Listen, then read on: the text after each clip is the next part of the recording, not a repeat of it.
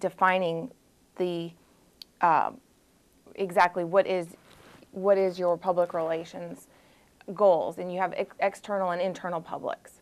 And in looking at those, you have to take a disciplined approach to define those publics, perform the necessary research, and develop and execute strategies and programs to evaluate the organization's performance.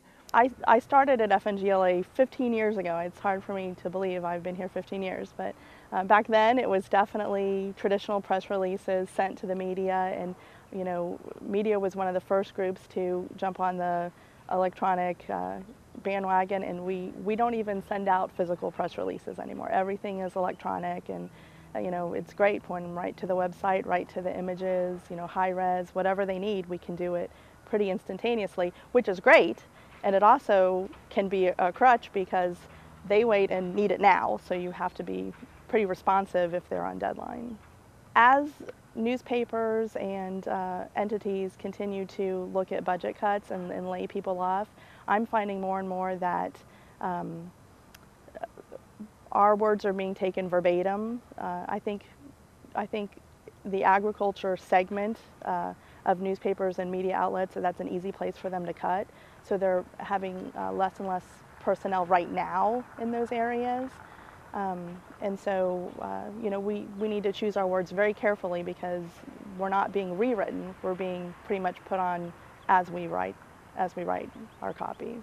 Well, we do an awful lot of outreach to the media, and we feel we need to tell that farmer story to the reporters because, like anybody else, they're removed from the farm, and it's fascinating when you get a reporter on the phone and you say, do you want to go see where milk really comes from? Do you want to go out and talk to a farmer and see a dairy farm? And they're very eager to get out there, and they're learning as much as anybody else would. So it's almost like watching a kid be on a dairy farm for the first time in a sense, where they're asking a lot of the basic questions that a child would who's seeing a dairy farm, you know, for the first time. So we feel every dairy farmer in Florida has a great story to tell, and we love the opportunity to bring reporters out and see the farm for themselves, because it's something you can't communicate over the telephone or an email. So they've got to get out and see it for themselves. They've got to see the cows. They've got to see the great things the farmers are doing from an environmental standpoint.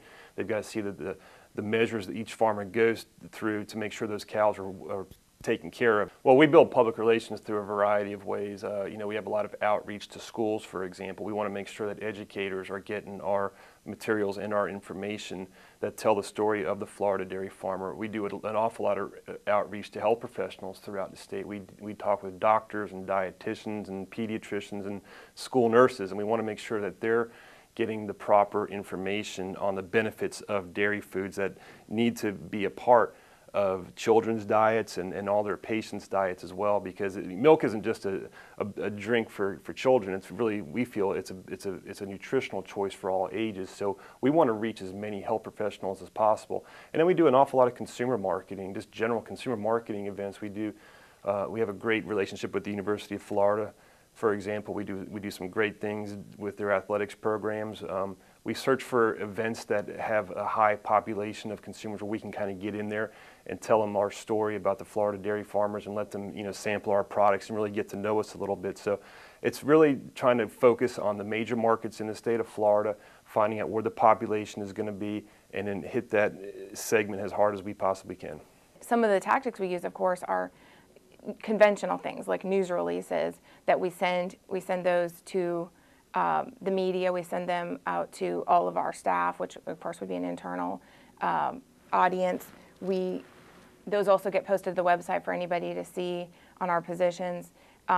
Obviously we have an ag promotion campaign that we've been doing since 2002. And that of course is for our members and for the external audiences, which might be considered the public or even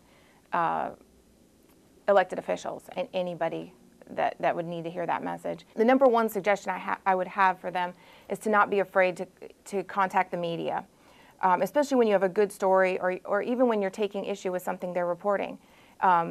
Be cordial about it, but also, you know, make them understand that what they're reporting is not accurate, or you may have another side to tell about the issue. Be proactive when you're contacting members of the press and build relationships with those, especially your local media. Attempt to build relationships with them to where they would contact you in the future. Another key item to keep in mind is that just because it's important to you doesn't mean that doesn't mean that the public is going to care. It's important for commodity groups and agricultural organizations to attempt to get news in the news, because fewer than 1% of Americans have any direct connection to agriculture anymore. And that really becomes a disconnect for them, and they don't understand some of the practices going on the farm, and they don't think about it very often. And so when an issue comes up, it really needs to be addressed, and they need to understand agriculture